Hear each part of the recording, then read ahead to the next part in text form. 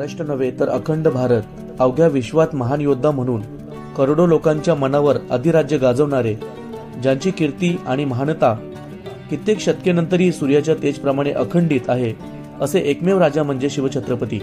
रयतेचा राजा म्हणजे छत्रपती शिवाजी महाराज, ज्याच्या राज्यात कधीच गरिबांवर अत्याचार झाला नाही, कधी कोणी भुका मेला नाही, कधी शेतकऱ्याने आत्महत्या केली नाही, कधी कोणावर अन्याय झाला नाही, कधी इतर धर्माच्या जातीचा आणि लोकांच्या धर्माचा द्वेष विटंबना झाली नाही, कधी प्राणी जातीवर देखील अत्याचार झाला नाही, असे एकमेव महान राजा म्हणजे राजा शिवछत्रपती शिवाजी महाराज.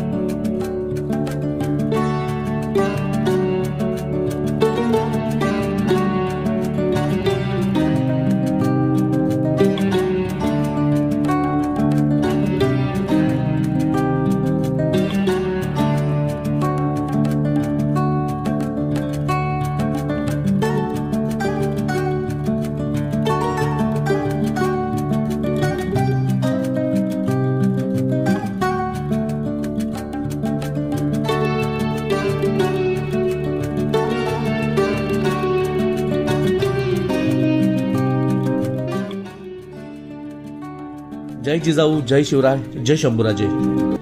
सर्वप्रथमच या व्हिडिओच्या माध्यमातून राजूभाऊ चौधरी या बंधूंचे मी खूप खूप आभार व्यक्त करतो, कारण त्यांनी छत्रपती शिवाजी महाराजांचा थोडाफार इतिहास वाचन केला आणि महाराजांबद्दल विचार केला आणि मग त्यांच्या डोक्यात आलं 33 कोटी देवांची कोट्यावधी मंदिरे असतील, पण यांची पूजा फार कमी माणसं करतात.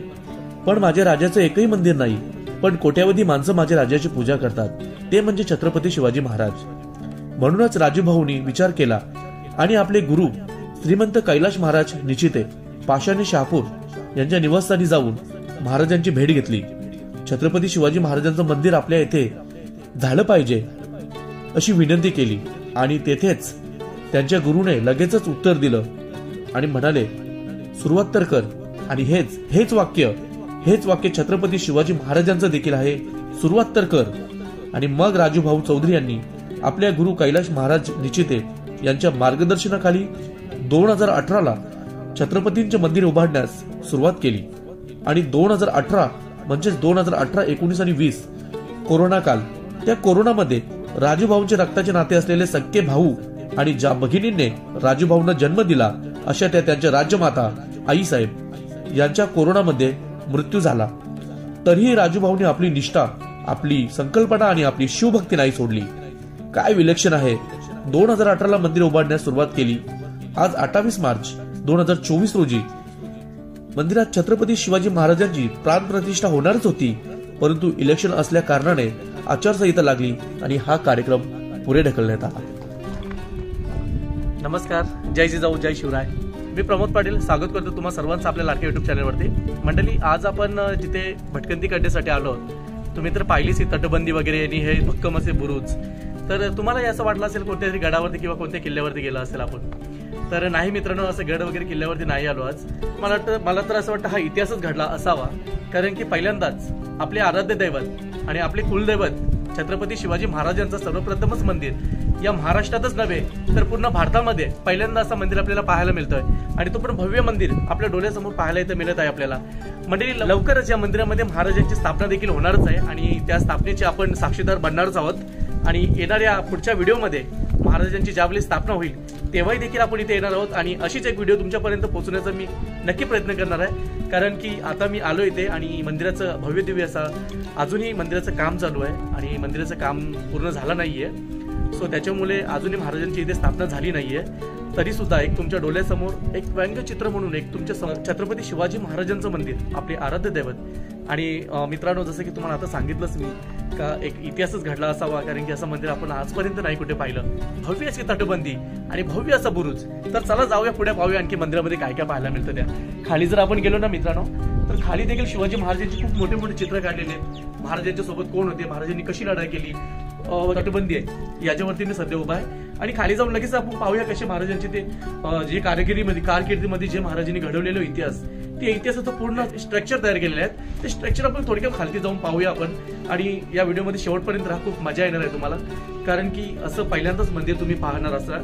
मला तर असं आपल्या युट्यूब चॅनलवरती सुद्धा याचे थोडेफार मी बघितले, फार थोडेसे असे व्हिडिओ आलेले आहेत, जास्त काही व्हिडिओ आलेले नाही.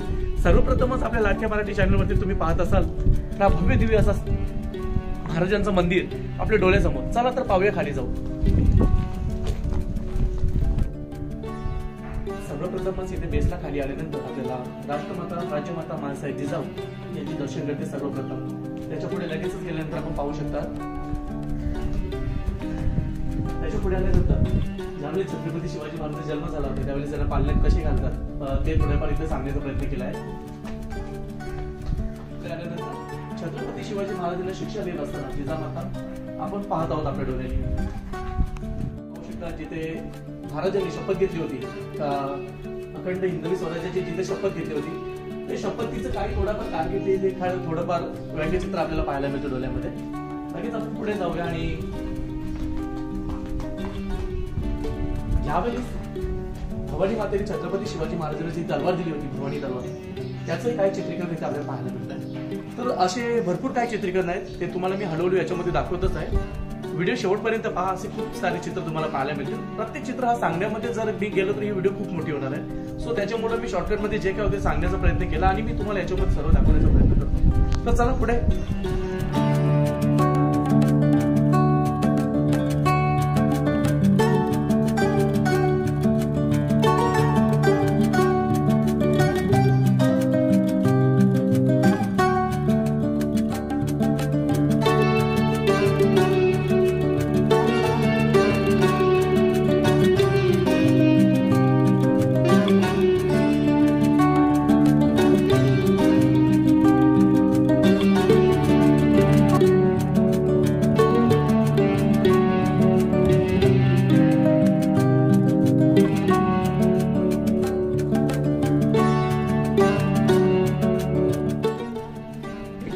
अभिमानाने सांगूशी वाटतंय मला की खूप सारे चित्र दाखवले तुम्हाला मी, पण या चित्राजवळच मी नेमकी का थांबावं, या चित्रासमोरच मी नेमकी येऊन का माझी व्हिडिओ थांबवावी.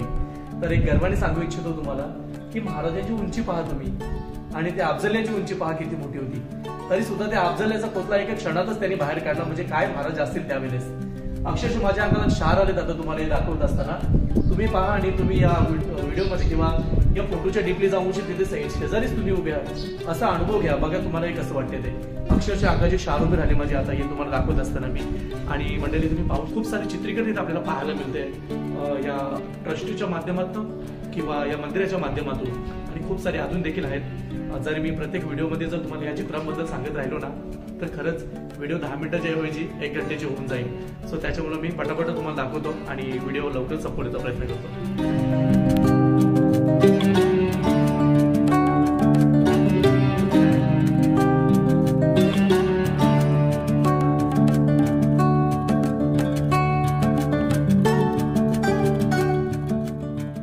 या मंदिरासाठी झालेला खर्च 8 करोड प्लस झाला आहे.